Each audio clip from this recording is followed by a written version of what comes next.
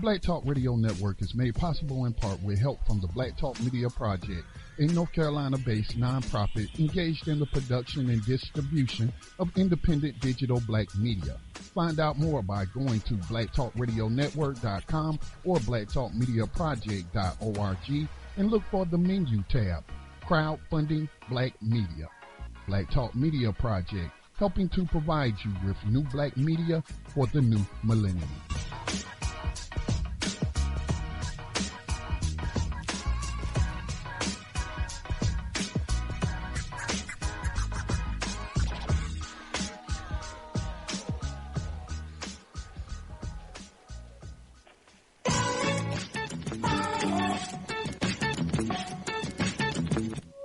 And opinions expressed by callers, guests, and hosts do not necessarily reflect those of the Black Talk Radio Network and Black Talk Media Project. Black Talk Radio is new black media for the new millennium.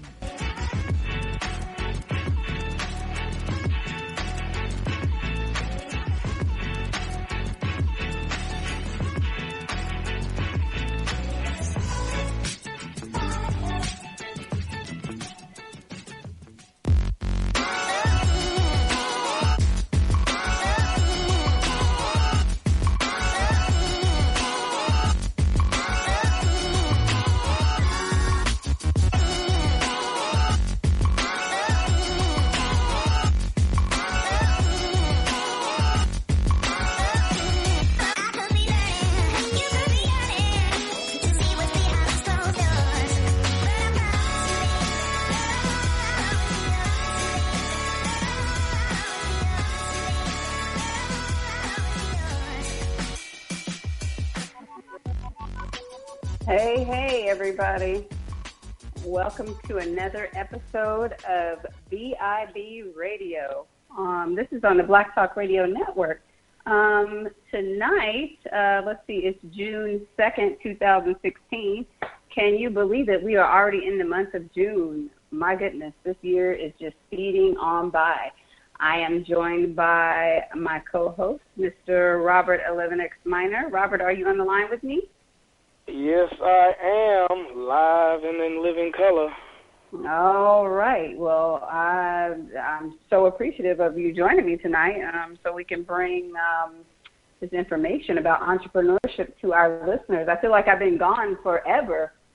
I know I was gone last week. I can't even remember the last show I did, honestly, because, my goodness, it's just been so long. Before you go any further, Cece, there is an echo that I hear, and I'm sure you're not, working turntables, so there's an effect in your phone or somewhere that I hear a very, very strong echo. I hear an echo also. Maybe Scotty can tell us what that is. Do you hear it now? I think it's gone. It is gone. Okay. I think I hear some noises coming from outside, so maybe you might want to close the window or something like that. That might be having an effect on it. I don't know. Sometimes, hey guys, greetings to you tonight. Sometimes that line does that, and if you fight through it, it'll go away. I don't know why it does it. It's okay. Just funny like that. Hi, Scotty. How are you doing tonight? I'm not going to complain too much. Yeah, okay, well, that's good. Hope everything is good. Yes, sir. Yes, sir. It can always be better, but it could always be worse too. And when people say how's business going, I say I can always use a few more customers. Yeah. Well, let's cut to the chase. We could use a few more dollars. Shoot, that's the bottom line right there. But let's go ahead and talk about what we need to talk about tonight. Like I said, it's June the 2nd, 2016, and tonight we will be joined by Mr. Jimmy Davies of Every Black Event. He will join us tonight to talk about the Dudley Fuller event, the Dudley Fuller Gala that went on, was it 2 weeks ago or last week? In North Carolina. I was there. It was very exciting. It was wonderful to be around great entrepreneurial minds. It was great to sit before Mr. Dudley and his employees and hear them speak about entrepreneurship. I mean, I just I couldn't believe I was even there. It was just such a great time. So Jimmy will come on and talk to us about that because he helped orchestrate the whole event. I actually went on Facebook and did a Facebook Live, and I thought I was filming. I was filming, but for some reason the audio was not working. I don't know if it was something with Facebook or something with Apple, but nonetheless, the audio did not play, which was ridiculous. Then after that, I immediately went on to the PowerNetworking Conference, which, of course, is hosted by George Fraser every single year. That was in, wow, there is a loud noise coming from outside. Maybe we need to close the window. But the PowerNetworking Conference is put on every year. This year it was in Prince George's County. That was interesting because I'd never been there before, first of all, and my ride to the actual hotel was about 2 hours outside of the city. I don't know why it took so long, but it took a very long time. But I had a very good time in both places, so we'll talk about that. And then in our second hour, we're going to bring on Miss Cynthia Winters. She's no stranger to the Black Talk Radio Network. She came on and spoke to Scotty a few months back about her experience in higher education and how she was having some issues there. And it seems that Cynthia is still having issues with Antioch College. And so we here at this network and at this radio program, we're going to help her make sure that the word gets out about the racial discrimination that she suffered from this place. She'll tell us all about that when she comes on, but, you know, they are just really, really affecting her education, her drive for entrepreneurship, and just her overall being has been affected by the punishment that they're trying to inflict on her. We'll just call it what it is. They're trying to punish her for speaking out on the discrimination. So I'm excited about those things. Robert, what have you got going on? Well, I'm more excited about today talking about those two conferences you attended, the Dudley Foundation doing the entrepreneurial museum, as well as the Power Networking convention that you attended. Those I saw on where Forbes magazine rated the Power Networking convention as one of the top 5 networking events for black entrepreneurs, which I was really impressed to see that. And, I saw you take a picture with several people on that picture. One face I knew very well from the St. Louis area was Mike Roberts. And then also going back to the Dudley's event, I want to speak to the host, to the guest that's coming on in reference to what I thought was a very bold and powerful move, and to invite Minister Farrakhan to that event.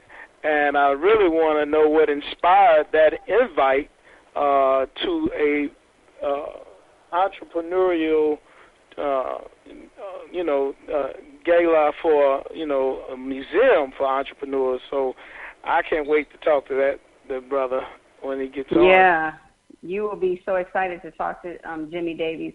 When I invited him to the show, he actually told me that if we go to finalcall.com, we can see all of the uploaded articles. There's some long articles and several pictures that they put on the finalcall.com, so I was excited to hear that. But you're right, that was a bold move to bring the Nation of Islam and Minister Farrakhan there. I mean, they were so pleasant, and I think that just the inspiration of them being there just set the mood and the tone of excellence in the place. I had a very nice time.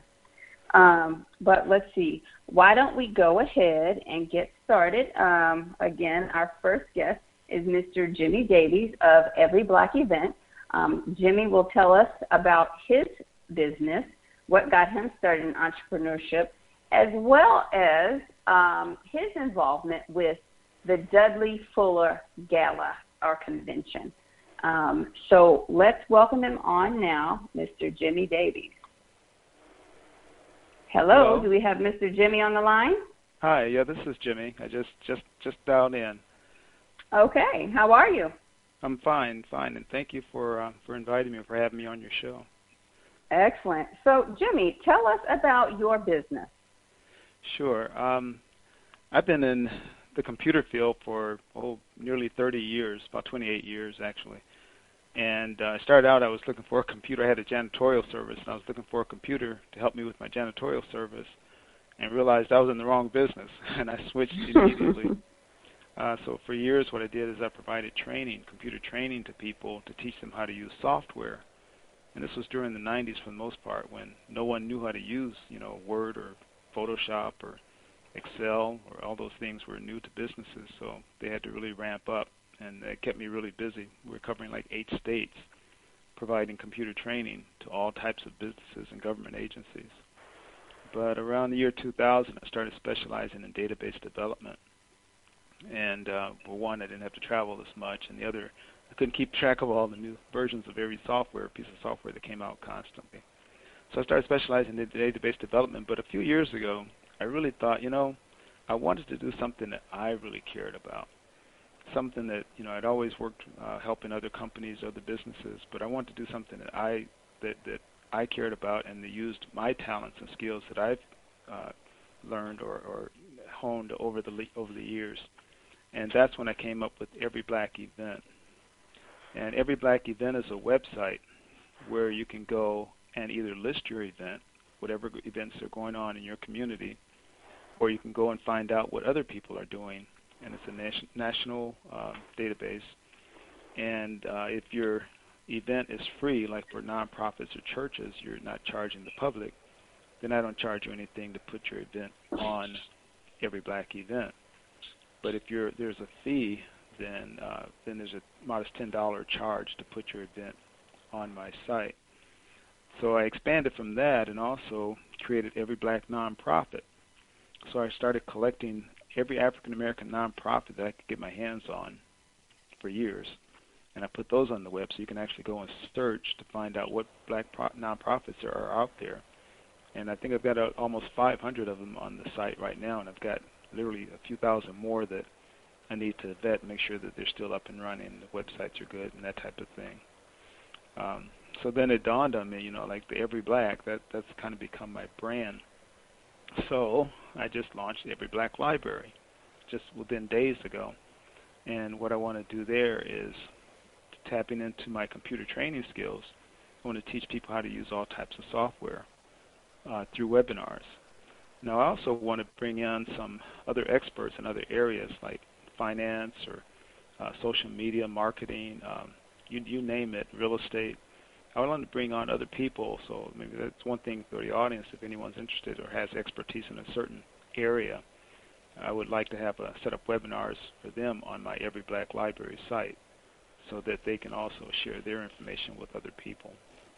And I do plan to continue with the Every Black brand, but those are the first ones out the gate. I just plan to continue to do that and sort of giving back, serving the community, taking advantage of the skills that I've learned over the years with database development and also computer training services that I've provided for a lot of years. To segment into the Dudley group, to be honest with you, 2 years ago I really didn't know anything about it.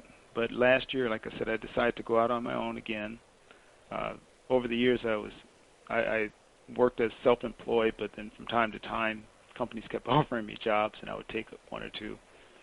But I decided last year, I just prefer being on my own.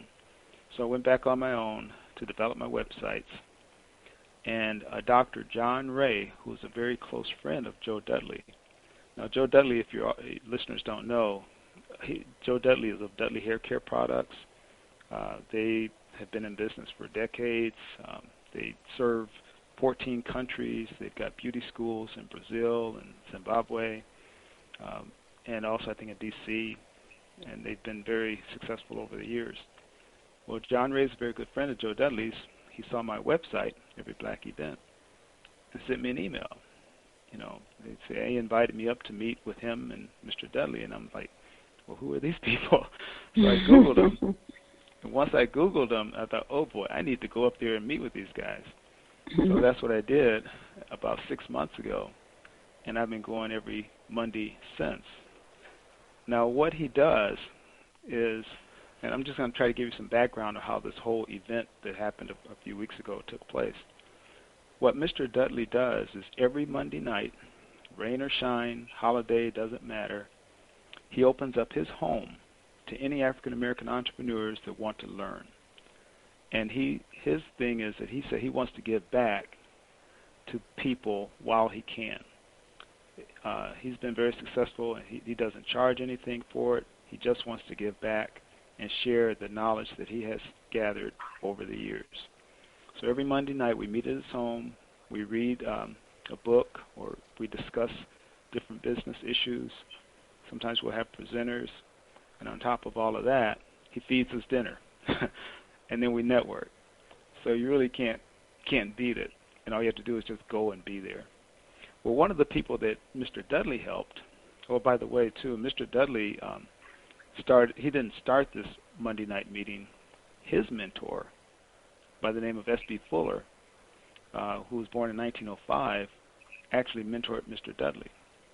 And when Mr. Fuller died, he actually turned over his product line to Mr. Dudley because Mr. Dudley had been a faithful sales rep for him for decades.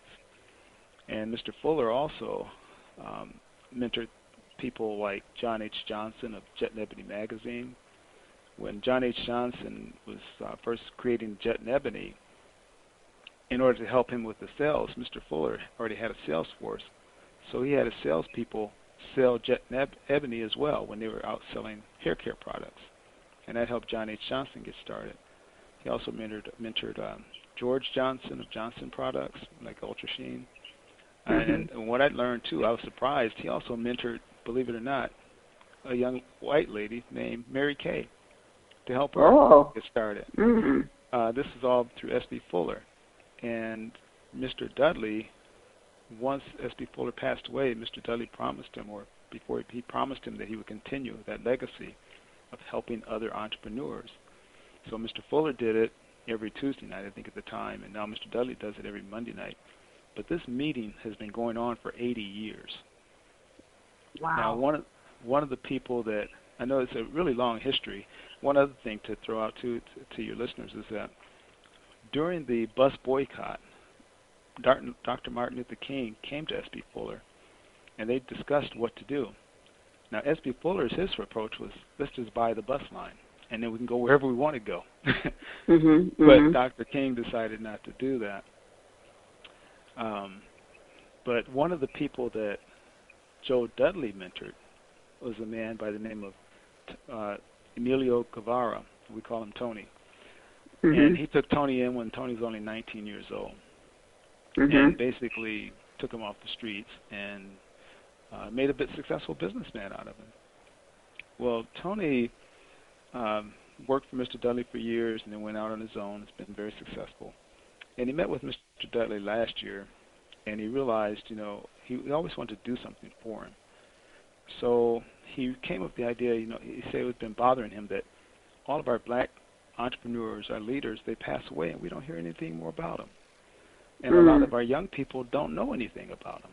A lot of young people don't know about S.B. Fuller or some of the T.M. Howard or Reginald Lewis. Some of these people they don't even know about. So Tony wanted to create a foundation and build a museum to honor African American entrepreneurs. And he named it the Fuller and Dudley Foundation. So it's going to be the Fuller and Dudley Museum of Entrepreneurship. And in the museum, they will continue these Monday night meetings to teach people how to create their own businesses. And we realize also that they're going to build a museum in the Greensboro area, but they realize that these Monday night meetings need to also take place all over the country. So they're planning to do that, set up these mastermind meetings around the country. That was the whole purpose of this event 2 weeks ago to get this whole thing started, to start raising money to build a museum, to get the awareness out. And we had we had over 1,000 people to attend. We had 1,700 actually signed up, but out of 1,700, over 1,000 actually showed up for the Saturday event, the mastermind meeting. And then for the Black Tie Gala on Sunday, we had nearly 500 people there to show up. I think I'm just trying to give you some background and information. I think the other gentleman asked, how did Louis Farrakhan come into the mix? Well, what happened is that our goal was to get 1,000 people, and it was slow getting started. But once the ball got rolling and once the word got out, it just started to snowball. And then some national speakers started hearing about it. George Fraser heard about it. He goes, I want to be there. Deborah Bartlett, George Fraser, by the way, is very good friends with Mr. Dudley. Deborah Bartlett is a media mogul down in the Bahamas. She heard about it. Mr. Dudley had helped her throughout the years. She wanted to be there. Jackie Mayfield, he owns the largest black-owned income tax service in the country. I don't think he finished high school, but he's a multi-millionaire, made 8 millionaires of his own. Has 200+ offices around the country. He heard about it. He wanted to be there. And then I think we didn't ask the Honorable Minister Louis Farrakhan. He heard about it and asked if he could come. Now, one thing I didn't know is that he and Mr. Dudley have ties going way back, because apparently like 20+ years ago, Minister Farrakhan was opening something in Chicago, at a restaurant or something. And the story is that Mr. Dudley took 2 busloads of his employees from North Carolina up to Chicago to support him. And that friendship started 20+ years ago. So I hope that's kind of give you some background. Now, one thing that's happened too from this event, because it's been such a huge success, even greater actually than the goals we set, is that a lot of people attending, and we're getting a lot of people saying that they want to help. What can they do? From all over the country. They showed up from all over the country, and now a lot of people, literally hundreds of people, are saying we want to do something in our area like this too. So we're actually meeting this Saturday in 2 days to plan the next steps, because we realize we've got the momentum. Now, we sort of took the Memorial weekend off because we've been working on this nonstop for months, and so they gave us a break. But this Saturday we'll be back at it, and we're planning a national tour. Now, I don't have any dates to release to your cities at this time, but I know that's the topic of discussion, is how can we share this with other people around the country and do the same type of thing, bring literally hundreds or maybe thousands of entrepreneurs together, bring in some of these national guest speakers, the same format, and then start these mastermind groups in different cities, and that can help the different cities get their own mastermind group launched, and do it all under the Fuller and Dudley Foundation umbrella to build this museum. So I definitely. Well, no, I mean, you gave us good information, because some of our listeners are young, some of our listeners are old. Everybody hasn't heard of Mr. Dudley. I mean, it's kind of shocking to me, because I lived in Alaska and knew about the Dudley products. Like I've told the story several times before. Let's see. As a young girl, I wanted to be a hairdresser, and on the way to being a hairdresser, there was the Carefree Curl products and all that, and Dudley was heavily involved in that, and I just always knew about the Dudley products. And the only black beauty school in Alaska did carry Dudley products, so I was very aware of the products themselves. And Mr. Dudley's team actually came to Alaska to teach a class, which was amazing. And at that moment, I thought, okay, I really want to be involved with those people, but it just seemed kind of far-fetched because I was so far away.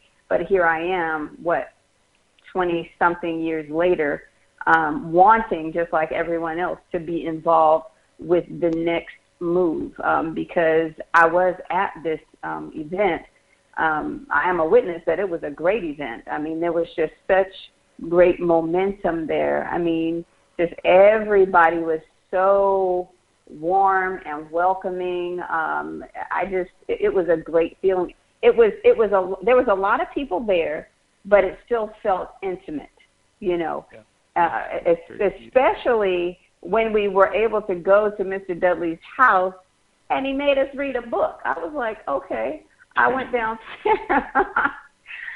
downstairs. It was perfectly quiet. And me, I like to make a lot of noise, but I knew, you know, okay, sit your butt down and get the book. Oh, you didn't bring your book? We have more books.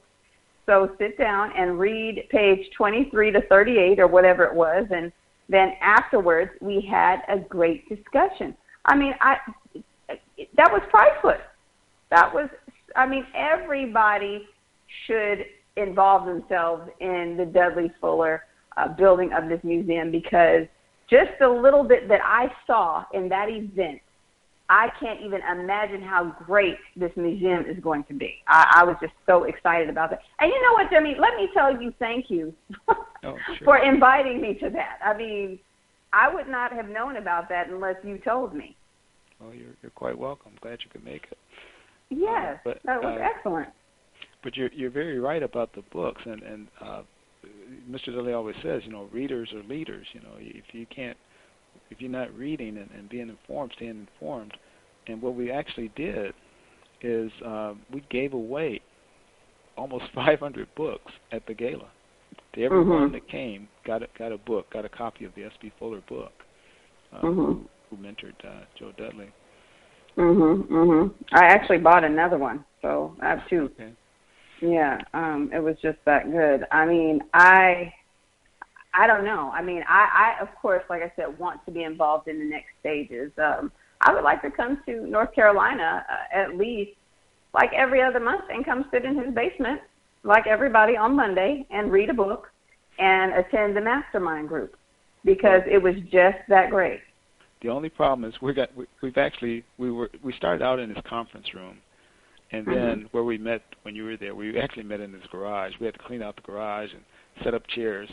But we've outgrown that, and we're moving to a building, and I'll find out exactly where it's going to be probably on Saturday. But I know we literally are outgrowing his house to meet the crowds that are beginning to get, you know, especially after this event for just that fast. Isn't that amazing? Yeah. Wow.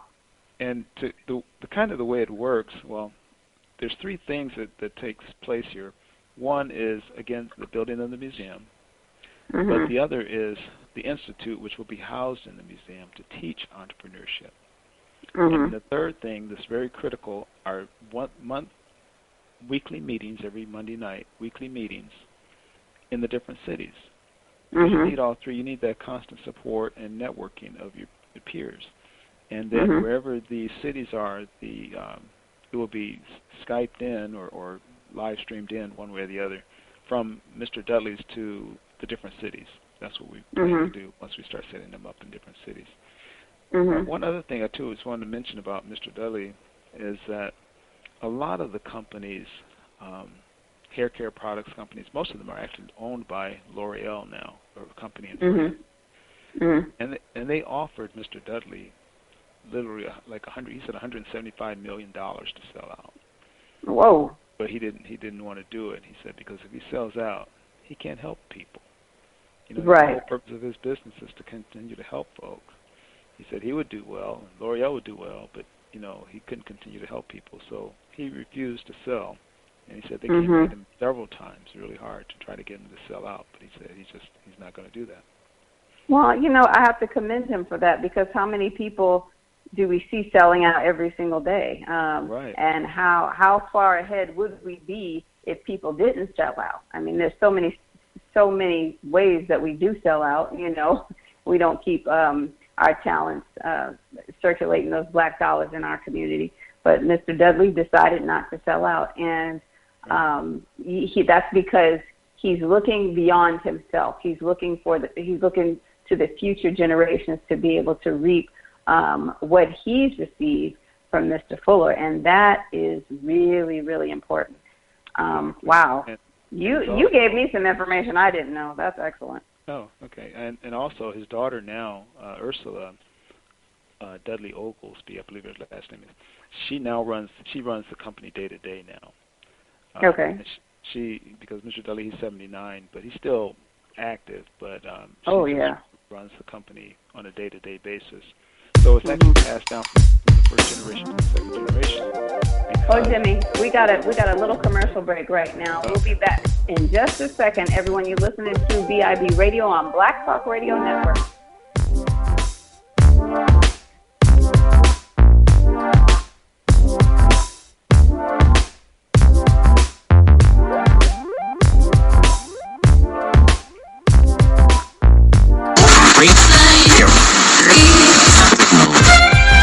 I'm not a writer. Okay.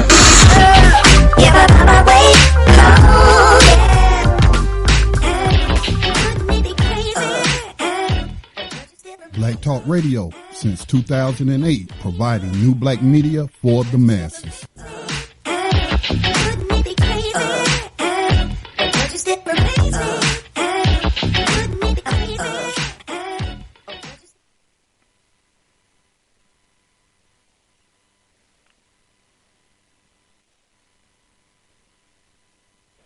Okay, everyone. You are back with us. This is BIB Radio on Black Talk Radio Network. If you like what you're hearing and you would like to pipe in, please dial in at 641-715-3660, and then participant code 549032#. If you'd like to be heard, press *6 and the number 1. We are talking with Mr. Jimmy Davies of Every Black Event.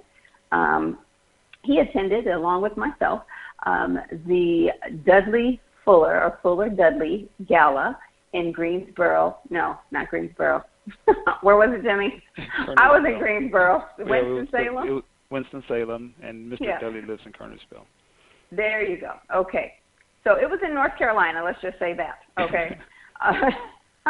It was in North Carolina, and it was a beautiful experience. I'm telling you. You know, and I just know that we need to talk about entrepreneurs expanding their horizons. Jimmy, how important do you feel that, you know, expanding your horizons as an entrepreneur is, like to pay for classes and just go to different events and get exposure to those like minds? How important do you feel that is? It's critical. I want to just finish up on two topics, and then I'm going to answer that question. One, okay, go ahead. I was saying Ursula Dudley now actually runs the business, and she had the opportunity to go to Harvard. Well, one of her classmates happened to be Barack Obama. So he literally calls her up to the White House from time to time to serve on different committees because he knows her personally, or she knows him personally. The other thing is that Mr. Dudley is going to be talking before the United Nations on June 10th, I believe he said, about entrepreneurship and economics. I mean, a lot of people don't realize how powerful this guy is because he's so quiet and meek and modest. And last thing to mention here is that he actually put 100 students through full tuition, paid for, to his alma mater, North Carolina A&T. Mr. Dudley took care of the deal for 100 students, full tuition. And that's the kind of thing that he said if he sold out, he wouldn't be able to continue to help people that way. Now, to answer your question, how important is it? You know, the theme of our event was capitalism, the only true pathway to freedom. And something that actually George Fraser said, and I really agree with, he said that there were three major imperatives that we had to face. One was the abolishment of slavery. Two was the civil rights movement, so that now you can vote and go to whatever restaurant you want, that type of thing, stay in whatever hotel you want. But the third thing, which I really truly believe that this is the beginning of that third movement, is economic power. And I see it especially with the young people where they're coming out of school and they're thinking more about having their own business versus working for someone else. And once you have that, entrepreneurs in the cities, especially you take Chicago, for example, when there's no businesses in the city dies. And then you got people turning to crime and everything else. But if you've got business people in the city, first of all, the young kids growing up have role models to see that, hey, someone else had a business of some type and they can do it too. And then you've got business owners that they maybe can mentor or hire these youth to keep them out of trouble. So it's really critical, just entrepreneurship in general, I believe, is really the next stage of our evolution as a people. Now, the weekly meetings are so important because, one, you learn from people that are there. I've been going for about 6 months, and I every week I learn something new because different people come through, or the people that are there I get to know a little better. And I'm taking the best suggestions from other people or seeing how other people did things, giving me ideas on a constant basis to help me improve my business. And at the same time, I'm trying to help others as well. And then the other thing is that when you're networking with so many people on a regular basis, it can't help but help your business because the average person knows about 250 people. So if those 250 people know what kind of business you're in, and each one of them knows 250 people, the word will spread quickly as to what kind of business you're in, and it just bottom line is it helps your bottom line, to be successful in business. And then you see how other people did it, and the stories alone are inspirational to see S.B. Fuller starting out with $25, ending up making $18 million a year during the 40s and 50s during a time of segregation. Or you see Mr. Joe Dudley starting out with a $10 sales kit and running it up to $36 million a year, and serving 14 countries. If they can do that, then certainly I can make a little bit, on my own. Not that right. But it just gives you that support, that belief that yes, I can do this too. So I think it's critical. Yes, and you all can do this. If you're thinking about being in business for yourself, just listen to our program every single Thursday at the same time. It comes on at 7 p.m. Central Standard Time. If you're listening for the first time, feel free to call us at 641-715-3660, and then the participant code is 549032. Press pound. If you would like to speak, press star 6 and 1. Robert, are you still with us? Yes, I am, and I am just over here just in sheer delight as an entrepreneur as well as a host to BIB Radio. But my first heart and love and passion is with entrepreneurship. And Mr. Davey, I'm so excited that you have elected to come on this show and be a part of BIB Radio tonight. I heard, I'm listening to everything that you're saying about Mr. Dudley, and it is inspiring me to want to know more about him. I heard about him some years back. I kind of wanted to, go into the hair care business, ran into a brick wall, and left it alone, and in the process, I did hear about Dudley products, and somebody told me go to Atlanta to the Bronner show, right. And I wound up not doing it and pursuing something else. But when I found out about Minister Farrakhan appearing at the affair that for the entrepreneurial museum, I was blown away on several different levels. Being one who has followed Minister Farrakhan since 1989, Minister Farrakhan has done so much for my own personal life by way of just listening to the information and applying it.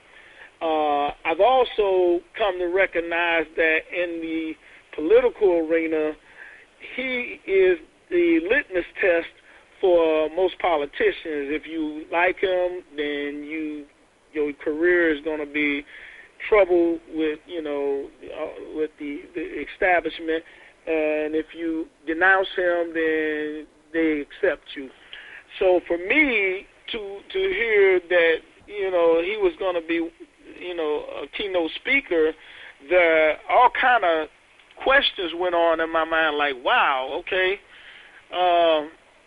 who is this Dudley guy? That was the first right. question. That's in business, that's having such a gala affair, opening up an entrepreneurial museum, and he has Minister Farrakhan as a keynote speaker.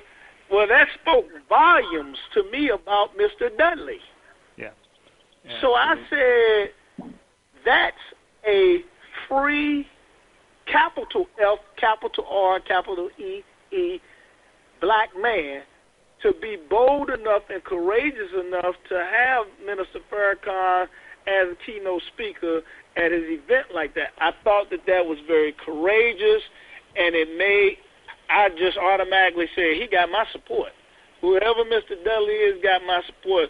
So CC went, and she was, texting and calling about what was going on. And she went to the affair at his house and just was excited.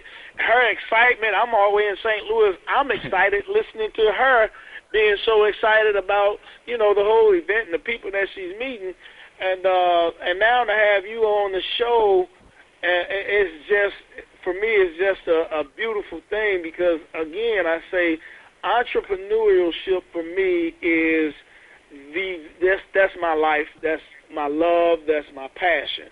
And you mentioned about doing a tour through the United States. I don't know if that's abroad, outside of the United States, but I know you said a tour here in the U.S. And we at BIB, Blacks in Business, we definitely want to do all that we can do to help bring the Dudley Foundation, that whole ideal of entrepreneurship, we can tie together and make that a reality here in this city of St. Louis, Missouri, because for the last 21 years, I elected not to be employed by anyone. And if I was going to take a job, then I would take a job working for another black man rather than going somewhere and working for someone else. And that was my stance. And to this day, I've had 21 years of being off of the Caucasian's job, his plantation, and I've been doing my own thing for that length of time. So we're definitely interested in trying to make that a reality here in this city in any way that we can aid and assist the Dudley Foundation in doing that. We can talk about that later, but definitely I want to thank you personally and on behalf of BIB Radio for all that Mr. Dudley stands for. We applaud that and we support that here at BIB Radio and BIB Blacks in Business. So thank you for coming on, for sure. Oh, you're welcome. Thank you. But yeah, you're absolutely right. And we realize, too, that, say the name Minister Louis Farrakhan, the weight that carries, both ways, positive and negative. But we decided early on, was like, if he wants to come, we would love to have him. It was like, no, even question it. We didn't even question it. We're like, yes. And I think one thing, you mentioned entrepreneurship, not having to work for 21 years, I believe you said. Yeah. That's the whole purpose. When you're your own boss, then you can do what you want to do. And so Mr. Dudley has that mindset. It's like he doesn't care what the rest of the world thinks. He's made, he's done well for himself, and he's going to run it the way he wants to run it. And as Mr. Farrakhan is his friend and wants to come, he wanted to have him there. And it was like, case closed. We're like, cool. So. And that's such it just speaks volumes, it really does. I heard this morning about, in terms of entrepreneurship, that it's not always about the money, it's the ownership of time, and to be able to own your time and do what you, like you just say, you're your own boss, that is what most people want to be able to afford, is control of their time. Right. you know, and entrepreneurship, it's a sacrifice, but it's a more gratifying and more it pays off better than any other thing that I've done. And, you know, by you having your time, it allows you the time to spend time with your children and, you know, go to the affairs of their schools, you know, the events that they have at school, whatever.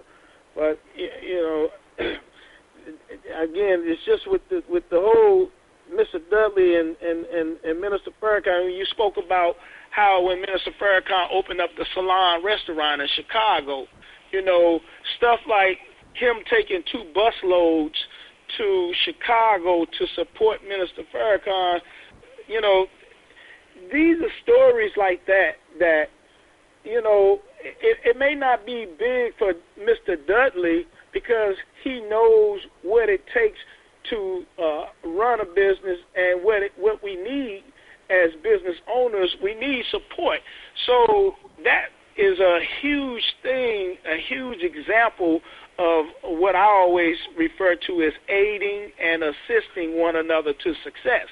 You know, and that is an example of that. And again, these type of stories definitely should be a part of maybe some type of pictorial image in the museum itself. You know, a busload of people going to the Salam restaurant or anything that's in that area of aiding us and assisting one another, because these are extraordinary acts of support that is shown by people, and it needs recognition. Our people, black people, definitely need to see that level of support for one another. You know, again, being in business is something that I constantly am sometimes troubled by, and it's something that you don't hear it being spoke on enough, entrepreneurship, and no institution in the black community. We go to church every Sunday. You spend a couple of hours at church. You never hear anything about entrepreneurship there, but you always coming out of your pocket. You go to mosque, it's the same way. If you do, it's not much at all. It's synagogue. None of these institutions that we frequent, they have a very poor representation of entrepreneurship, which really is the heartbeat of our community. You know, and if there's no business, like right now, I can walk down the street and I won't see any black-owned businesses on Broadway where I am, and that's not good in an all-black community. So, I mean, you guys, we definitely want to do something in reference to bringing that knowledge to light. And what other than going to the different cities and then having the meetings at Mr. Dudley's house, what other methods have you guys employed there in North Carolina or anywhere, for instance, that this message can reach the people down in the quote unquote in the gutter of the city, and if you haven't, what are some other methods that you all have on the table that are being discussed to actually go into the city and get the best minds out of the cities out of the ghettos of each city and cultivate them into our future entrepreneurs? Well, a couple of things you touched on that excellent points. One is, the three things that we are doing, the museum, the institute, and the mastermind meetings. But one thing we recognize, too, is that when we go to these different cities, we want to go into the heart of the city. We want to go right into where the problem areas are and start there. Because we realize that the Chicago, for example, the shootings, I think they said like up to 1,000 people have already been shot this year in Chicago. Well, those kids, most of them are kids, are our kids, whether the ones doing the shooting or the ones getting shot. And the problem is a problem we need to solve. And we believe that entrepreneurship is the way to do that. Now, you mentioned churches, and I agree with you. I think almost every city you've got $1 million church, but no business. If we can pool our money together for these churches, why can't we pull them together to start our own businesses? I do want to highlight one church that showed up at Mr. Dudley's one night, the Bethel Christian Assembly in Fayetteville, North Carolina. They're about 2 hours away. They drove, actually 17 members of the church drove up to Mr. Dudley's on one Monday night in the winter because they heard about what was going on. And what they have at their church, they've been doing this for 15 years. They put a kitty, money in the kitty every month. Everybody contributes to the kitty. And if anyone in the church that's been contributing, if they want to start their own business, they take money out of the pot and help them launch a business. And then it's that person's responsibility, of course, to pay the money back. And they've been doing this for 15 years. It's called Bethel Christian Assembly in Fayetteville, North Carolina. So we were like really inspired by what they've been doing. So we actually put them up on our website. Our website is fullerdudleymastermind.org. That's fullerdudleymastermind.org. But in the photos, we put their photo section, we put their picture and their story of how they're doing it. And there's no reason why other churches can't do the same thing, to start businesses. I think also, CC mentioned too, the Final Call, which is the Nation of Islam's newspaper and website. But if you go to finalcall.com, there's the entire event, the entire weekend. They did an excellent job reporting the entire weekend. There's 3 articles there that you want to see. As far as the tour, like I said, we're just getting out of putting on this last event, and we literally took a week off. We were dead tired. We had to get sleep and get rested up. But this Saturday, we're meeting again to plan the next strategy. And what I'll do, I'll certainly let you know, CC know, what's next. What the plans are. I just can't say at this point because we haven't met yet until this Saturday. But I know that Tony has something in line for us. He suggested what he wants to do, and I do know that we want to have a tour. And one thing, too, he mentioned is that now that we've done the one event, we've got proof that it works. We've got proof that we can put on this type of an event, which now that can entice sponsors, because when we put this event on, we literally started with the budget of 0. We didn't have money to start with this thing with the foundation, but we sold tickets and raised the money to pay for everything. And by the way, after the event was done, everyone was paid off, and there's money actually now to work with to do the next one and to start making some savings toward the museum. So it's really an exciting thing, and I just happened to fall into it because Dr. John Ray saw my website and sent me an email and said, "Hey, I'd like to meet you," and it changed my life, literally. So, that's how it happened, just like that. Yeah. Yeah, just like that. Now, I was going to ask Jimmy. Mm-hmm. We were talking before about the DVD. Had you all figured out how we could purchase a copy of the gala? I know that they're doing that. Everything was videotaped, by the way, and I know that they're putting that together too. And I'll just know everything on Saturday. Like I said, we literally have not met. We did Monday night for the mastermind, but we haven't. The ambassadors, we call them ambassadors, the ones that actually planned the event, we haven't had a meeting in 2 weeks because we just took a week off. But I'll know. But I do know that they did videotape everything. And not only that, we videotape every Monday night meeting. And actually, in all honesty, some of the older members, I don't know if you remember meeting Roy Williams, Robert Millman. They've been with Mr. Dudley for 50 years, and they knew Mr. Fuller. They even recorded. They have cassettes of Mr. Fuller that they're going to put in the cassettes that they're getting digitized. Digitized. But they've got cassettes up that when he spoke, that they've been saving those for decades, for 50 years. They've been saving them. All of this is going to go in the museum. So you actually get to hear these people, even though Mr. Fuller's passed on. And they've got tons and tons of video of Mr. Dudley. But this information will be going into the museum.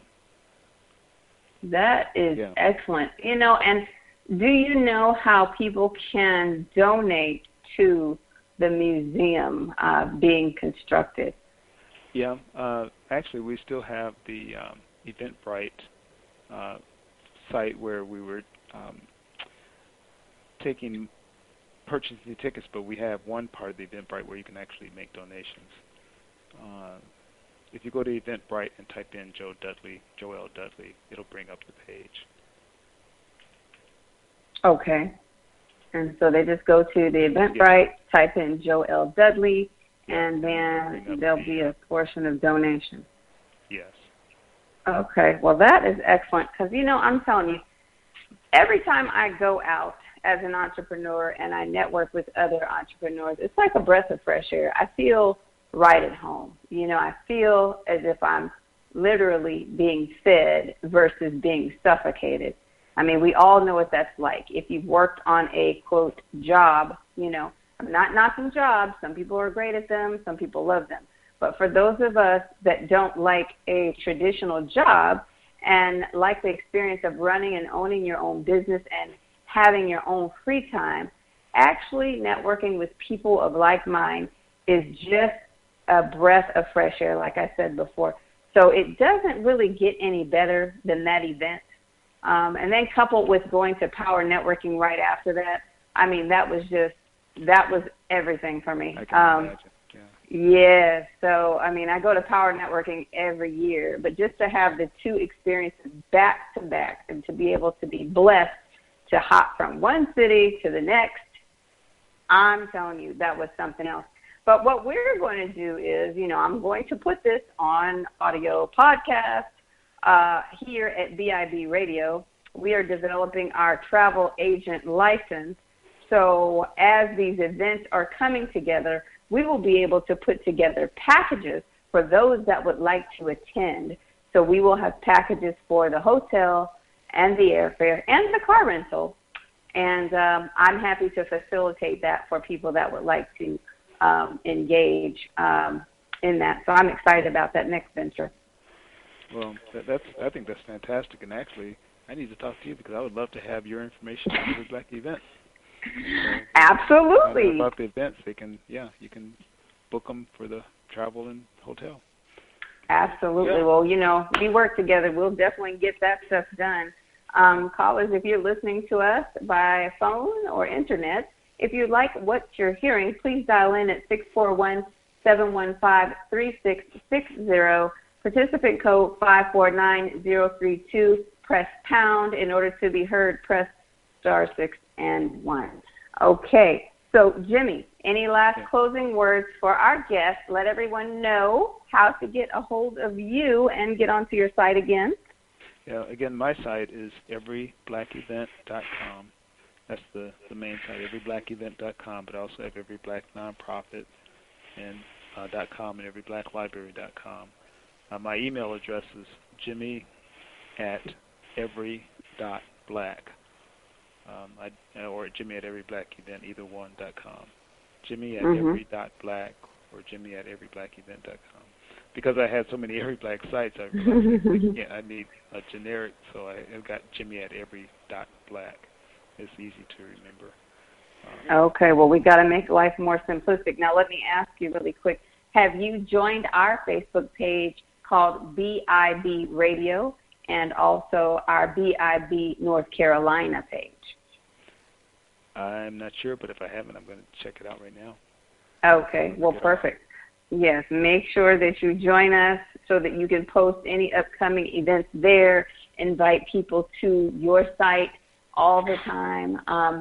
We are building something. Hopefully we can build together, Every Black Event and BIB. Hopefully we can link these things together and become, a powerhouse of information for our people who want to know more about entrepreneurship, engage in these wonderful activities and events, and become more involved. So thank you so much, Jimmy, for coming on the show. I so appreciate you, and we will reach out to you and do more work together. Sounds great, and I'll definitely keep you in touch, or get in touch when we find out more about the next plans for the tour.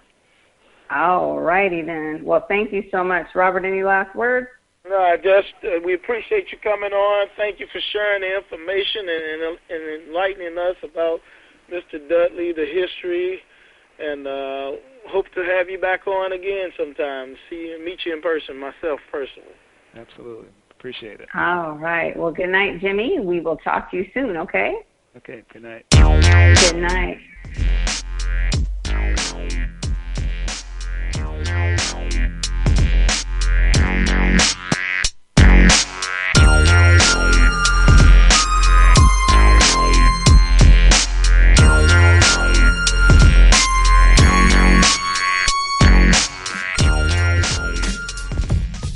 The Black Talk Radio Network is made possible in part with help from the Black Talk Media Project, a North Carolina-based nonprofit engaged in the production and distribution of independent digital black media. Find out more by going to blacktalkradionetwork.com or blacktalkmediaproject.org and look for the menu tab, Crowdfunding Black Media.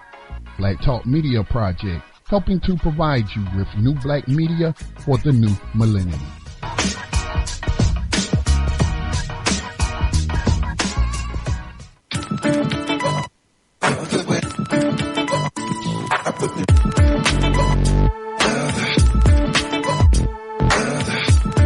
You are tuned in to Black Talk Radio, new black media for the new millennium.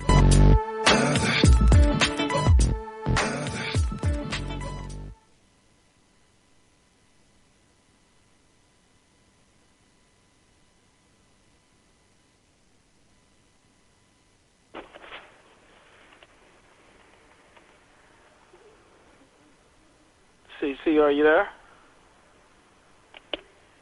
Oh, I'm talking and no one can hear me. No one can hear you. Okay. Welcome back, everyone, to BIB Radio. Oh, my goodness. On Black Talk Radio Network.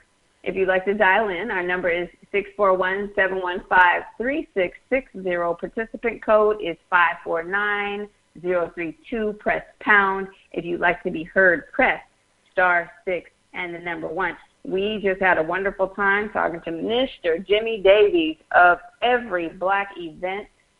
And, oh, my goodness, the work that he helped do at that Dudley Fuller Gala was excellent. I'm telling you, everybody there was on point. Everybody there was responsible. I mean, I saw so much there, and I was just so enriched. So if you are listening, if you are hearing this podcast, make sure you put in your phone on the calendar, that you want to attend that event next year. When we find out the exact date of next year, we will definitely be sharing it. Hopefully we can make a commercial so it can be publicized, throughout the rest of the year so you have no excuse. But I'm telling you, everybody should have been there. I mean, if they do a better job than what they did this year, next year, my goodness, I just don't even know what to say. But on that note, thank you, Jimmy, again for coming on. Our next guest is Miss Cynthia Winters, and she is out of Seattle, Washington. Like I said before, she's no stranger to Black Talk Radio Network, but this is her first time on BIB Radio. She is an entrepreneur, very successful woman, and just has had a horrible experience in higher education.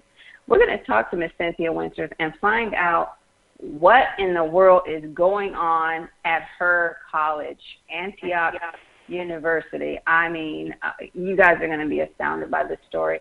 As a matter of fact, you may have some similar stories because apparently there is a lot of racism in higher education. Some people choose to just sweep it under the rug, but then you have those soldiers like Miss Cynthia Winters that is not going to sit back and let you step on her. So let's welcome her to the show, find out what she has going on. Miss Cynthia, are you on the line with us? Yes, I am. Good afternoon. Okay, how are you tonight? Hi, I'm doing good. All right. Well, I am so happy you were able to come on with us, Cynthia. Tell us about yourself. You're an entrepreneur. You have your own business doing what? Thank you for having me. I am a certified professional guardian in the state of Washington, one of probably, maybe it might be 3 other African Americans in the entire state.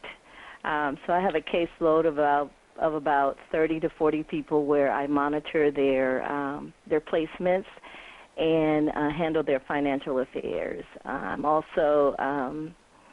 I'm certified by the courts, and I do my annual or triennial reports to the courts. I'm also a trustee for those clients that receive trust benefits that they may have inherited from a loved one. So that's pretty much the basis of what I do with this business. So it keeps me really busy. So on top of that, I decided to go back to school in my later life to work on my doctorate degree in clinical psychology.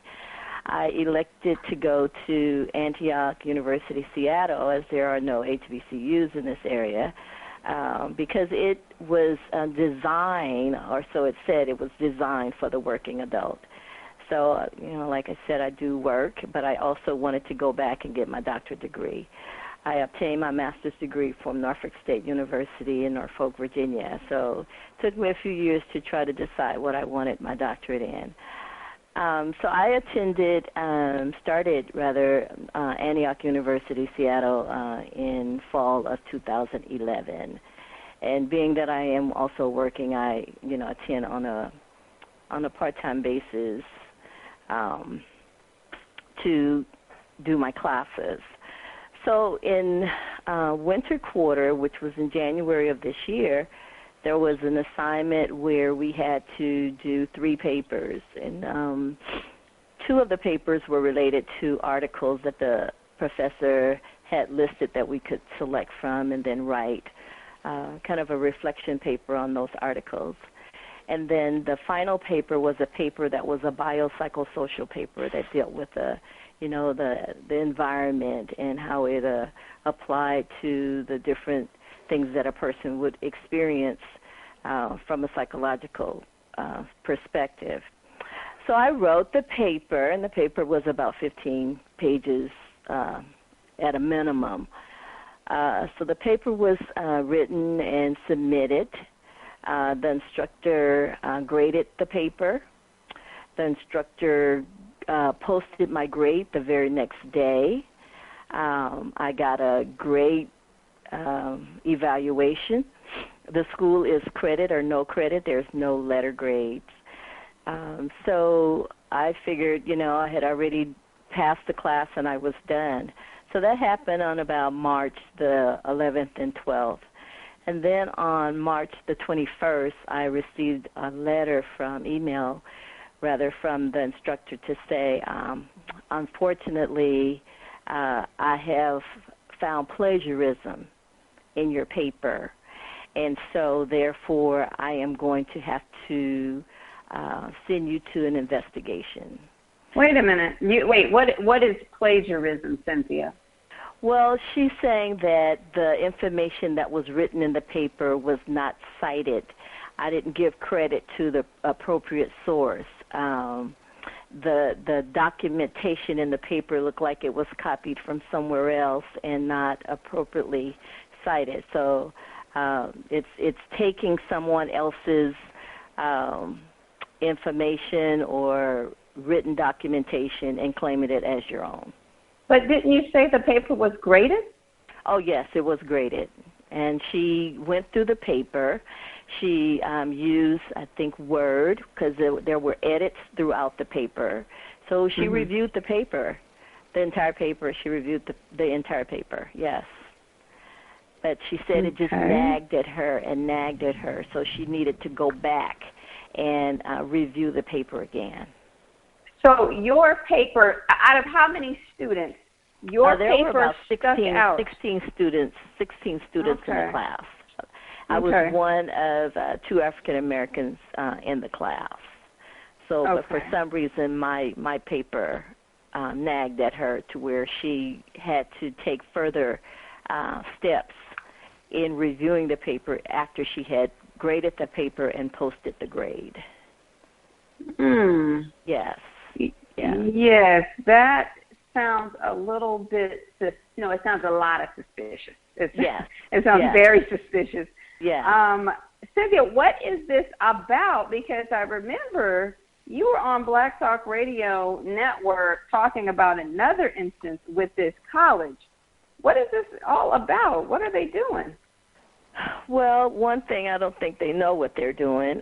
This is a further retaliation. I filed a complaint back in 2014 against another instructor who took over 45 days to grade my paper. And when she finally graded the paper, she gave me a no credit. And the school has, or the department has, what they call the annual review, where the instructors go in and they discuss the students that's in the program, their progress, what they might need assistance with, where they might be falling short. So the instructor went to the annual review meeting, and at that time I had a no credit. So she did not inform the committee why I had a no credit. So the committee decided because I had a no credit, I was now a student of concern, and that I needed to meet with the committee of student of concern committee. And so I had to file a complaint again because even though after I was given the no credit grade, I resubmitted the paper because she said it didn't meet criteria.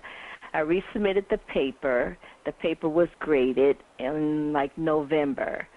But in December, the committee was still adamant that I was a student of concern, even though I had gotten credit from previously what was a no credit. So that's what happened with that situation, yes.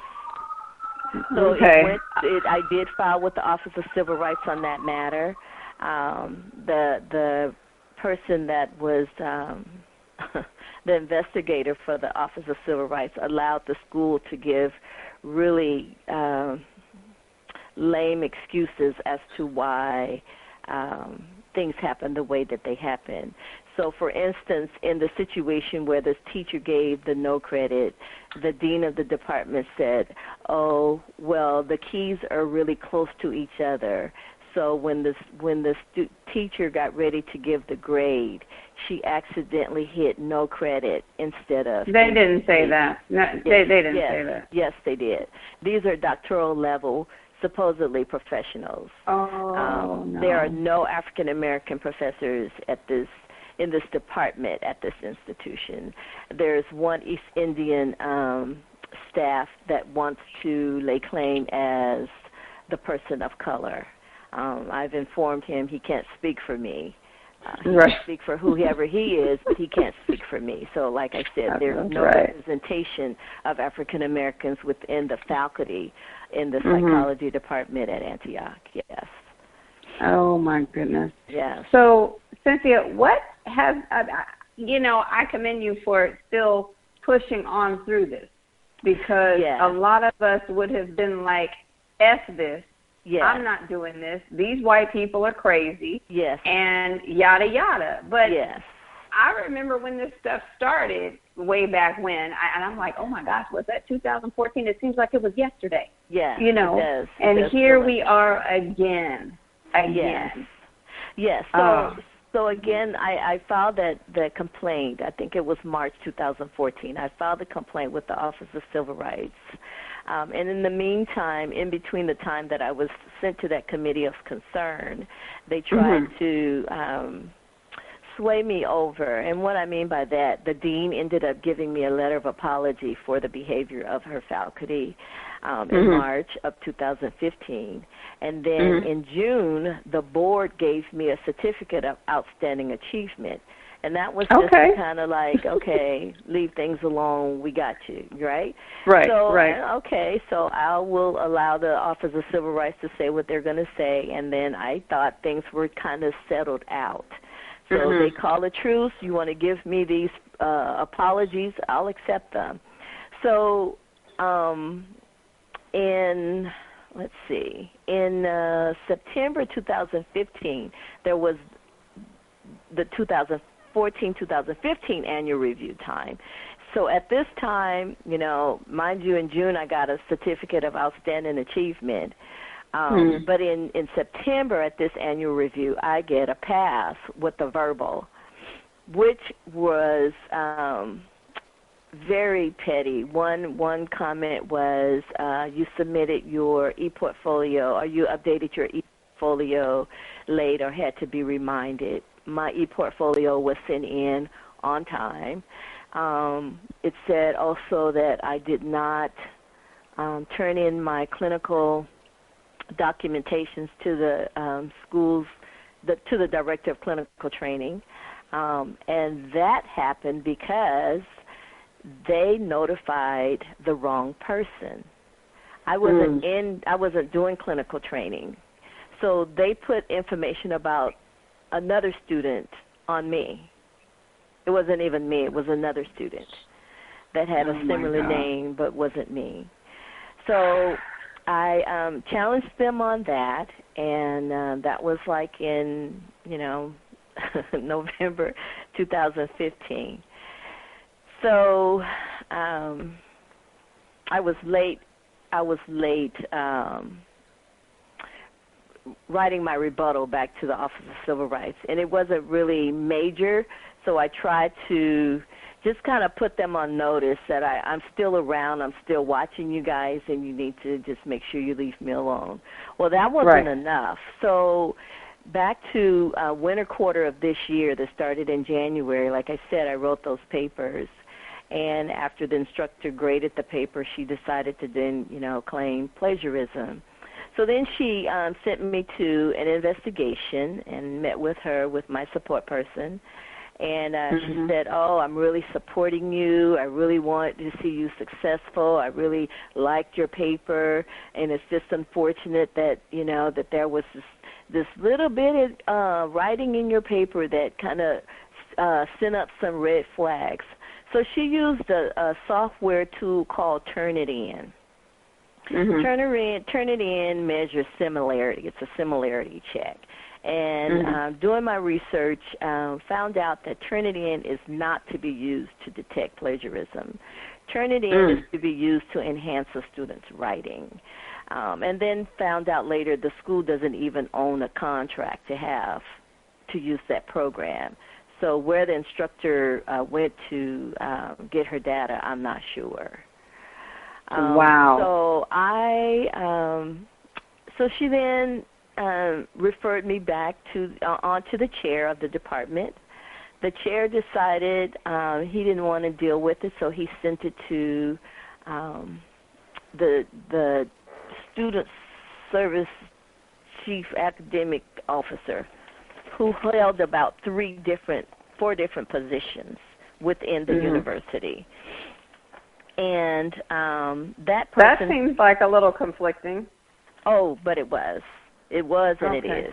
She held the chief academic officer. She was the chief student service officer. She was the vice president of student affairs, and she was the hearing officer, who sent me then to a formal hearing. They skipped an informal. They sent me straight to a formal hearing behind this writing discrepancy. Because the teacher, like I said, she used Turnitin. I measured my paper, ran my paper through a program called, software program called Grammarly. Grammarly showed that there was some plagiarism, and when I clicked on the prompts in the paper to show where the plagiarism was, the plagiarism numbers went away. So it could have been, for instance, Wikipedia, where I went in and got definitions. That somebody else might have used Wikipedia and got the same definitions. So they didn't. They sent me to this formal hearing. The hearing consisted of 5 white persons in the meeting and 2 on the phone, and I had no representation. I did have my support person. And from that, they decided to come up with their decision. And so this hearing committee, formal hearing committee, met after I met with them. They met with the 2 other people that was on the phone, which was the instructor and the chair. They did not include me in that second meeting. So after I left the formal hearing, I received 3 email notifications to let me know something was going on with my electronic sites at the school. So I went and I checked, and I said, okay, well, maybe the instructor came to her senses and decided to just give me my grade back. Well, no, the grade still said no credit. And so I went to my Sakai site where I uploaded the original document. She had removed the document. She removed the document, and she removed her evaluation of the document. Yeah, that's covering up everything. Yeah. She's so one of the things she wrote in the document as her response to my writings in the paper was WTF, what the F. And so because I brought that up at the committee meeting, she tried to cover up. So what do you call that? Tampering with evidence? Oh, my goodness. Yeah, I think that's what that's called, tampering with evidence. So on May the 13th, I received the email from the hearing officer who said that I was suspended from the university. The committee had decided it would be best to suspend me from the university, to refund me my money for the quarter, and the grade would remain as it was, and I was not to return back to the university. So by then I had contacted an attorney who was representing me, because part of my ability was to appeal the decision. So really I had till the 27th to appeal it. So I think I kind of got ahead of myself. So I got this, and I went and spoke to my attorney. My attorney wrote the written appeal that, my client is going to appeal this decision. So that happened about the 19th of May. But then on the 25th of May, that's when I received this notice. You are suspended from the university. We will maintain the no credit for the course, and that you are not allowed to come to the campus. So I emailed him back and I said, my attorney has appealed the decision of the suspension of the grades and whatever your committee has decided, and legally you cannot suspend me from the university. He emailed me back and said, you are not to go to your class on Thursday. You're not to go to your class on Friday. And if you come on this campus, we will call security or law enforcement on you. Okay. Wow. They went there. Yes. Even though my attorney had sent the appeal in to the president, and the president had acknowledged receiving the appeal, the chair still decided he was going to inflict further pain by telling me, if you come on this property, we're going to call the police. And all of this has to do with a discrepancy in my writing. And it's not the whole paper. It might be less than a paragraph in the paper. Okay, so it looks like they're trying to remind you that you're black, first of all. Yes. Second of all, I don't even know why this whole thing was not thrown out, since she used software that is not approved and that the school has not paid for. They could be sued for that. I mean, how long has she been using that? They're digging all in your stuff and in your background. How long has she been using this software to correct people's paperwork? I think mine was the first time at this university. Okay. Yeah. I think I'm the person that they want to use and make an example out of. And then not only did she use that paper, she went back to like 3 other quarters I had classes, and pulled papers from there, and then said, we see plagiarism in those papers as well, and so now you've developed a pattern of plagiarism. She wait a wasn't minute. my instructor. Yeah, that's what I was going to say. How is that possible? She wasn't your instructor. I think that it's illegal for them to communicate like that about your work. Correct. Goodness. But they wanted to gather enough evidence to try to prove that there was a pattern, even though I've not seen any documentation of what she used to say that there was plagiarism in those papers, because my evaluations from each of those other professors have all been good. In fact, the evaluations I've gotten from her were all good. Right. But and I'm pretty sure you kept all your documentation and everything. All that. Yeah. I found that it was very proficient to not talk to them, but to email them. Because then I set up my own paper trail on them. So everything that was communicated with me and the instructors were all through email. So I have all of that documentation that I keep on every class. Okay. Just talking to them gets me nowhere. So I found it's best that you email. So, anyone going through this should always email the instructors. Then you have the date, the time, and what the conversation was about. So, and you have and I would say CC somebody also if you have someone to CC on that. Cynthia, first of all, again, I commend you for sticking it out, because I know me.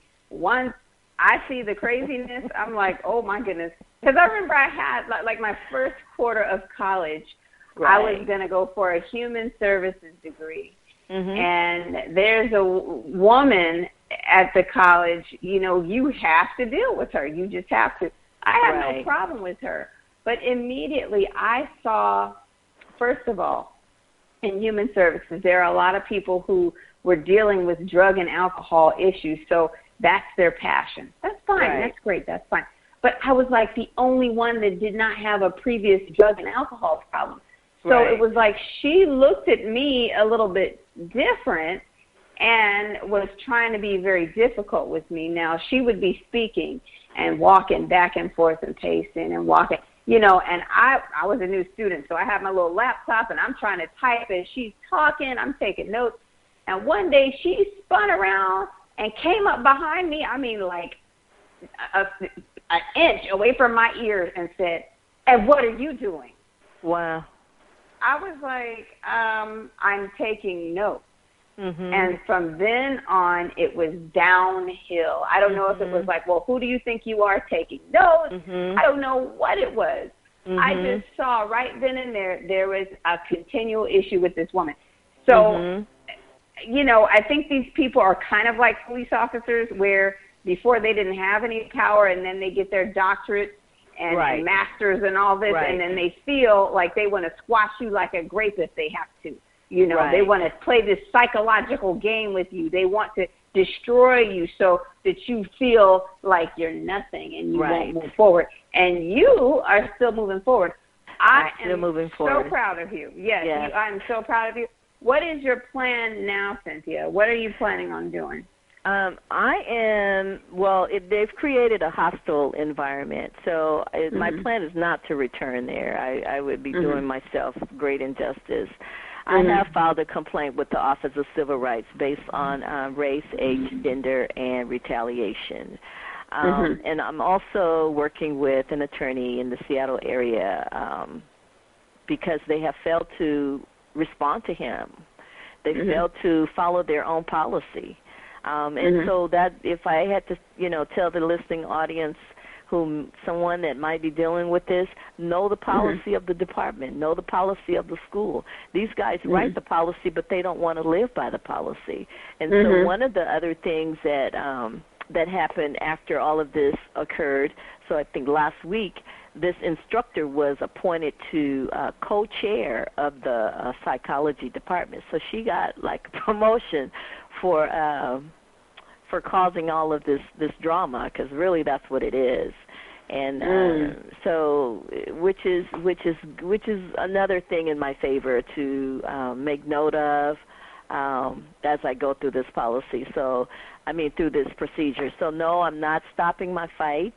I'm really adamant about pursuing this fight, and I will be meeting with my attorney next week so that we will figure out our next step.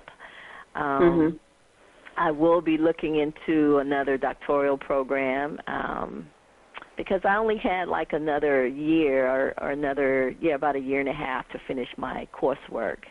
And then I would have been writing on my dissertation and finishing up my internship. So close to the end. So I can't just stop this yet. I can't give them the satisfaction of thinking that they won, because if I stop, they'll continue to do what they're doing to others that may come along. And another interesting point about this institution. Oh, Cynthia, we got a commercial. I'm sorry, I was all into that. We'll be back, everyone. This is Black Talk Radio Network, BIB Radio.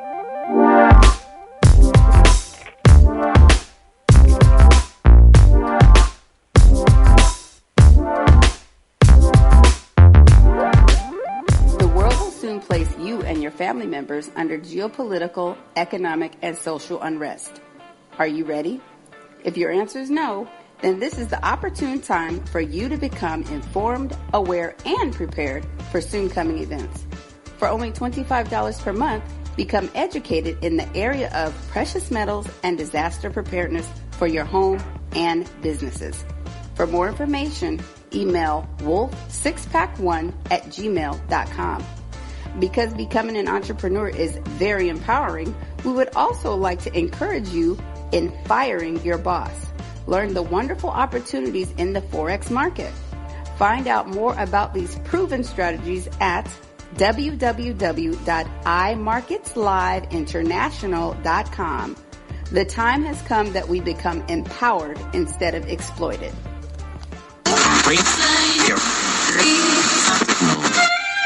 No, I'm not a writer. Okay.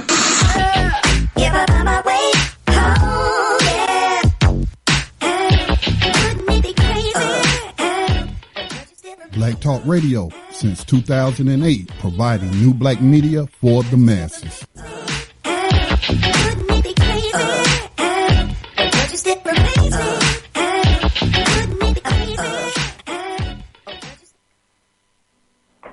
Welcome, everyone, back to the show. This is BIB Radio, which stands for Blacks in Business Radio on the Black Talk Radio Network. You can join us here every Thursday at 7 p.m. Central Standard Time. If you would like to speak with us or just listen to the phone, dial in at 641-715-3660. The participant code is 549032. Press pound and then star 61. So we are on the phone with Miss Cynthia Winters, who is an entrepreneur out of Seattle, Washington. She is sharing with us her experience that she's had with the racism and sexism, and what else did you name, Cynthia? All kind of isms that these people are throwing out at you. Right. Yes, over the years, it's terrible. It's disheartening. How has this affected you on an emotional level? I mean, has it affected you at all? And if it has, where do you receive your spiritual guidance? Yes, from God's Word. That's the only thing I know that I can rely on that's stable and true. I do have some friends in the community that do provide support, and family members that render encouragement during this time. It's very disheartening at this level of my education, because I would think that at this point, these guys should have been encouraging me through the process. It's not like I'm in high school where you're looking at if I crossed all my T's and dotted all my I's. You're looking to help me to get to that point of becoming a doctorate, student and getting all the tools I need to get there. But for some reason, the school accepted me. It accepted me in the beginning. I was in a class in 2011 when there were 5 African American students that entered the program in that cohort year. And the 2 males in the program, one was eliminated because of family problems. He just decided to withdraw from the program. Another one just had some other issues with the school, and they found a way, because he was not their ideal student, and they found a way to get him out of the program, and he just felt that it wasn't worth the time and the energy to fight the fight. But with me, it's a bit different. So I'm here for the long haul. I'm here to the bitter end to find out what the end results will be. But I think institutions need to be put on blast, and they need to be highlighted for their wrongdoings. I mean, they receive federal dollars, which requires them to do certain things that the federal government requires in order to get those dollars. And when I look back over history, had not Harriet Tubman and Sojourner Truth continued their fight, Rosa Parks continued their fight, where would we be today? So I'm not only fighting this fight for myself, I'm fighting it for future African Americans that want to get that doctorate degree, because white people do not know what we need. They don't know how to psychologically help families, help people. And so everything they do is by book. They have no life experience. Just remember sitting in classes, and their life experience was so minute. They might know theory. They may know, models, and but to actually the apply DSM. it. Yes. That changes all the time. Yeah, that keeps changing. And then, you have an APA organization that wants to be the governing body of how a person writes. And when they have their own issues with the waterboarding and Guantanamo Bay, so they can't even respond appropriately to that, but they want to hold governance over an entire writing area to state how a person is supposed to write. They have issues of their own. So how are they managing our issues? Yeah, right. How can they govern when they can't even govern their own psychologist that goes in and has no problem with how they treated the people in Guantanamo Bay? So right. There are lots of issues to consider in dealing with this, but like I said, I'm here for the long haul and ready for the fight. So right. Now let me ask you before I talk to Robert real quick. Now, did you know that Spike Lee made a movie called Two Fists Up to air on CNN? I think it aired last night. No, I didn't. I think we need to check into that, because it was very similar to the story you're talking about, but the students did some sort of protest. Okay. Okay. Well, I know at I think Seattle U. They had a similar race issue problem there, and at University of Washington, black students were having an issue there. Antioch is a real small university, and so they, the Black Student Union that is designed for the students of Antioch, it's very small, should I just say, very small to almost none. The African American staff that's supposed to be the liaison for the Black Student Union is absent. So he's no one to be depending on. When I first started to go through the situation with the instructor for the alleged plagiarism, I contacted him and told him I needed to talk with him. He says, okay, email me and so I can send you my cell phone. So I've sent it to him twice, and he's the diversity person, but he's absent. He's absent. So there's no one at Antioch to support me from a faculty or staff level. Yeah. So, I don't see how you would ever be comfortable, even stepping on that campus. It would make me cringe. Yeah. And so it's not good. Yeah. Well, another thing, the guy that after he told me to not to come on the campus, he then in another email says, "Oh well, you have some documents related to a client because I was working on an assessment in the clinic, which is right next door to the school, and so you need to return those documents. You need to drop those documents off to the clinic manager." After he told me not to come on don't come on campus. Yeah, so you come on here and bring that so we can get you for trespassing. Right. So those documents I still have in my possession, and if they want them, they can contact my attorney to get them. Oh, my goodness. Yeah. This is so you got to know the law. You got to know yourself, know the law, know the policy. You can't be asleep. And then I'm supposed to struggle and make sure I do all my readings and the assignments. It took a deep toll on me as a student because it was more than my education that I was having to deal with. I had to deal with the institutionalized racism, and it was alive and well, you know. And Cynthia, we have a question for you. Somebody wants to ask a question. Hold on real quick. Welcome to BIB Radio. Who do we have on the line? This is Red out of California.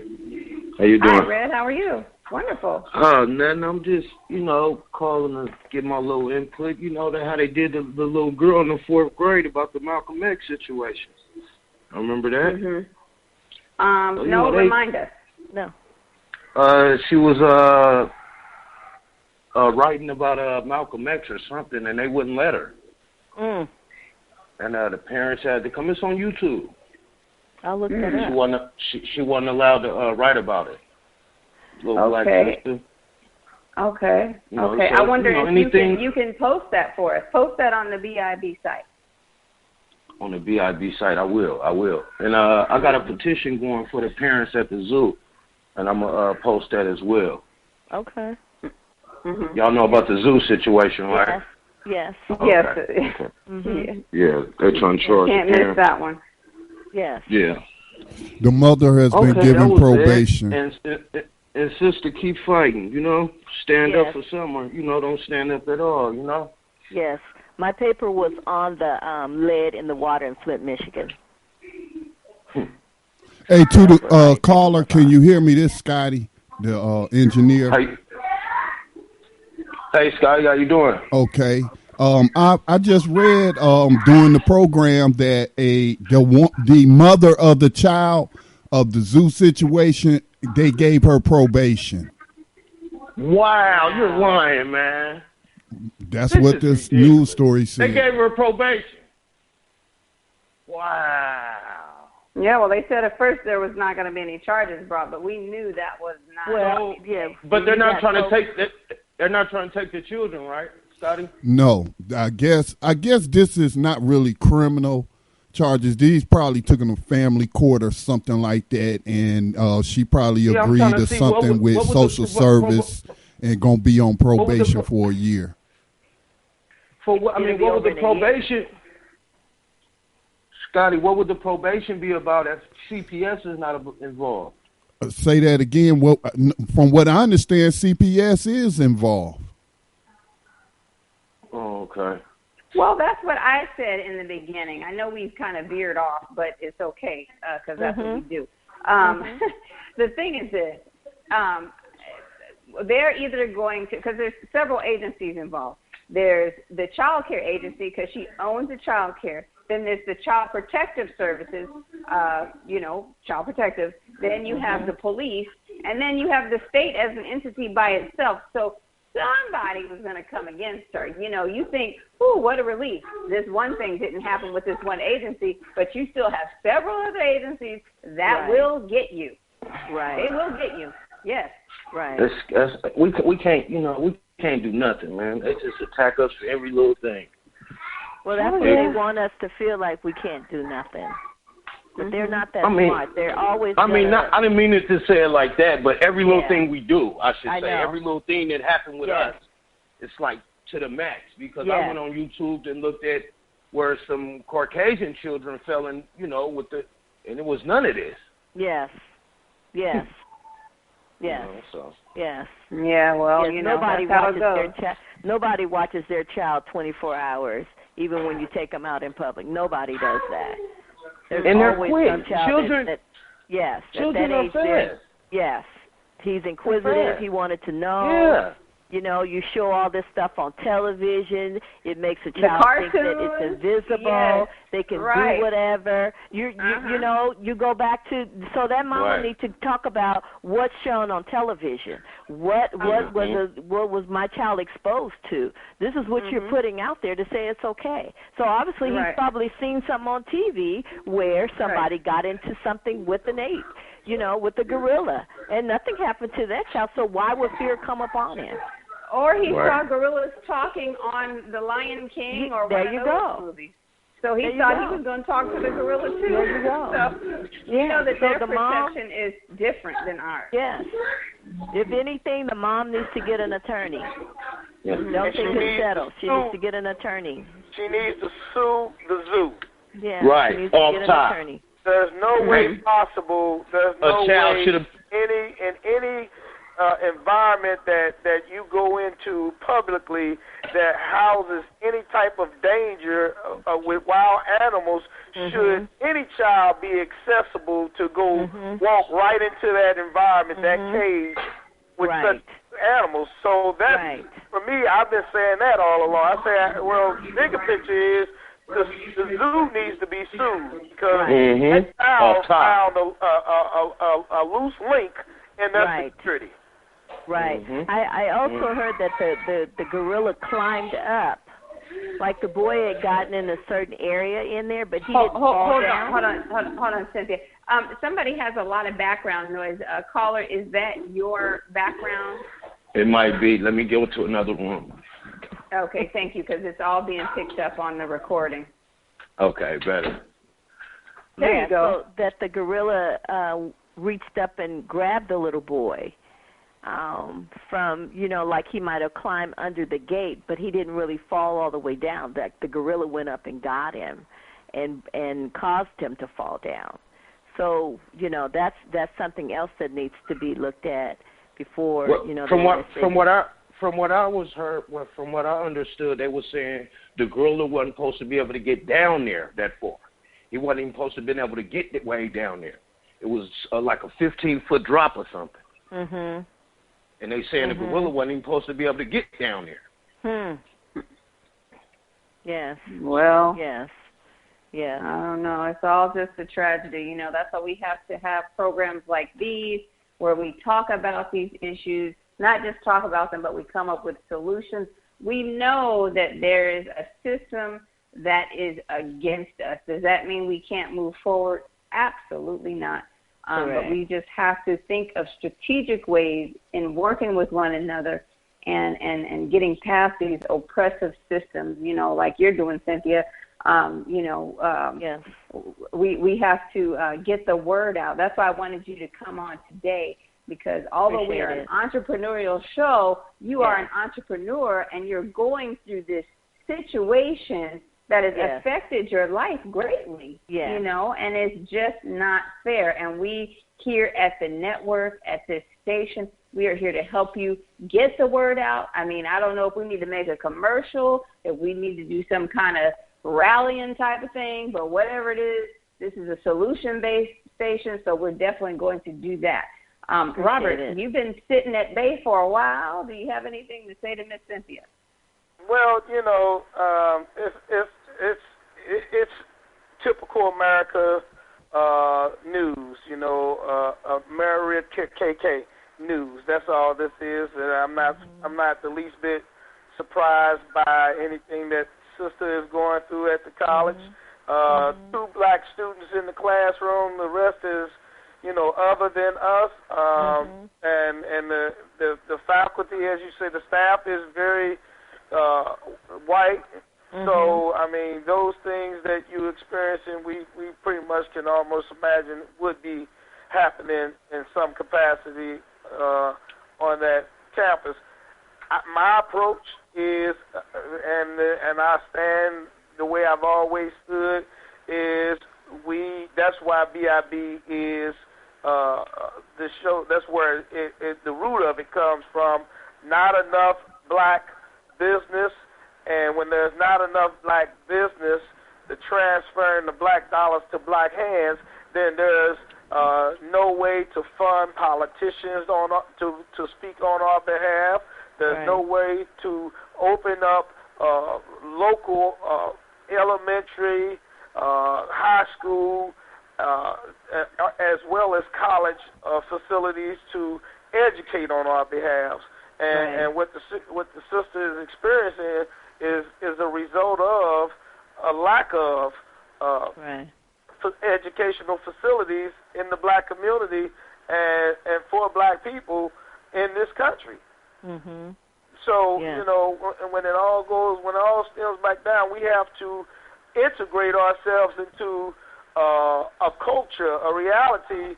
As you said, sister, they don't have the experience, they have the theory. Right. And that's what we have to deal with, someone who is less qualified than us teaching us. Right. Because they don't want us to be able to teach ourselves. And rather than we fight them to allow us for integration, the bigger picture, and I'm totally with you fighting for what's right. Mm-hmm. At the same time, parallel to that fight, if not a degree or two ahead, is the fight to have our own. We must establish our own so that we don't have to go through these types of things. And one point that I failed to mention earlier when we had Mr. Davey on is that when we establish these institutions, we need groups, organizations, strong, militant, like the Nation of Islam, the Black Panther, to be a police for the success of what we build and create. Because if we cannot defend that we build, then they will come and take it. Right. Or bomb it like Black Wall Street, Brother Robert. Black Wall Street, remember, just had the anniversary. Yes. I mean, just because they already know that they know who we are. They know who we are. Genetically, it's in our DNA. It's in our melanin. The world know who we are. Right.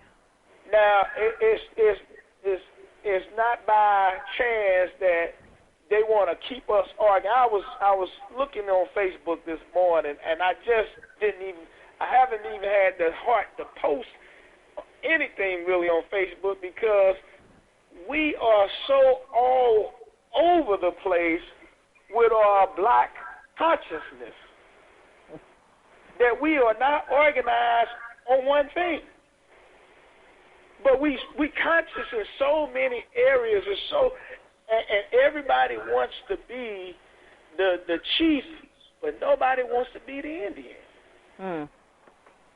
And the enemy, I'm saying this because I followed something with Zaza Ali and Dr. Boyce Atkins talking about the brother Professor Griff and Tariq Nasheed, and I was saying to myself, why are we constantly as black leaders fighting among each other when the enemy is sitting back watching, and I know he's orchestrating these divisions.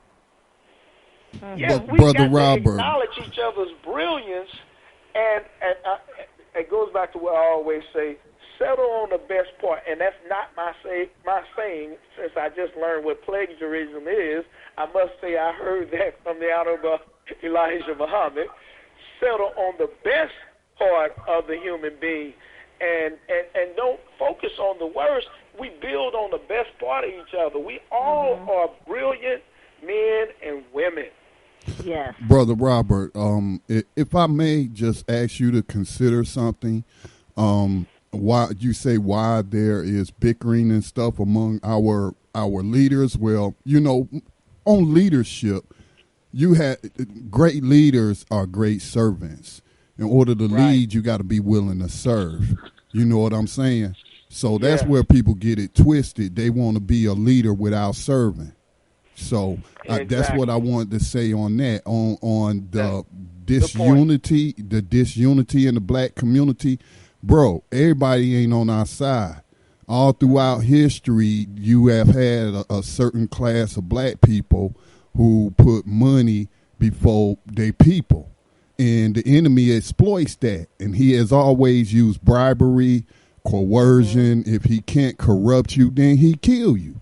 You see what I'm saying? So I think our focus should be on working with those of like mind. We'll save ourselves. And some are just sold out, and we got to recognize them. I mean, remember COINTELPRO, man? You know, they had black FBI agents starting chapters. The Baltimore chapter of the Black Panther Party was started by FBI agents. So they infiltrate us, and they sow that division. So we have history to study from, and hopefully, you know, we can be more discerning of those who look like us but ain't for us, or at least they ain't working for us.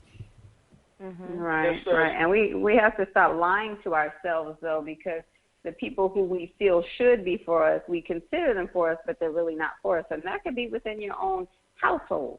That could be within your own extended family, you know.